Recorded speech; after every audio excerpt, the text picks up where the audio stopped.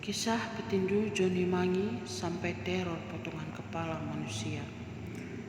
Johnny Mangi, petinju terkenal dari Indonesia berusia 25 tahun, asal kota Malang. Pada tanggal 1 Mei 1983, nasib naas menimpa Johnny. Peluru panas itu menghantam pelipis kanan dan tembus ke bagian kiri kepala Johnny. Saat itu juga dia terkapar dengan kepala yang berlumuran darah. Kemudian warga Malang geger akibat kejadian itu. Kemudian polisi menyebut Johnny meninggal akibat kecelakaan senjata api dikarenakan Johnny menirukan permainan rulet Rusia. Namun warga tidak percaya begitu saja karena ada majalah Tempo yang menyebut ada dua sosok yang menghampiri Johnny sebelum terjadi keributan dan terjadi tembakan. Dan saat kejadian itu tiba-tiba lampu di lokasi mati dan saat itu juga terdengar suara tembakan. Pada tahun 2008, Stanley kembali menyelidiki kematian Johnny dan mewawancarai beberapa saksi mata yang berhasil meminta keterangan polisi yang ikut di dalam operasi eksekusi Johnny. Dan dari hasil penyelidikan itu, Stanley, ketua Komnas, mencangkup bahwa Johnny meninggal akibat dieksekusi bukan karena kecelakaan atau bunuh diri. Misteri kematian Johnny menjadi sorotan dan perbincangan masyarakat, media massa, dan sampai koran-koran yang ada di Indonesia.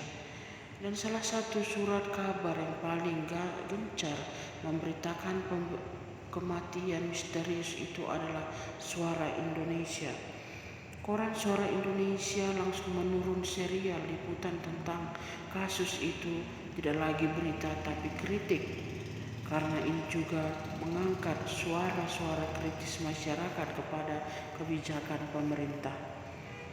Pada awal 1980-an, direksi Suara Indonesia Peter Rohin sempat menjadikan koran terbesar di Jatim pada saat itu. Setiap hari koran Suara Indonesia memberitakan kematian Johnny yang misterius.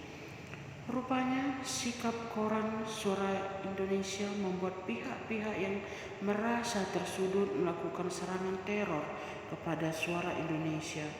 Sehingga pada tanggal 16 November 1984 sekitar pukul 3 pagi dini hari, kantor Suara Indonesia dikirim paket berisi potongan kepala manusia.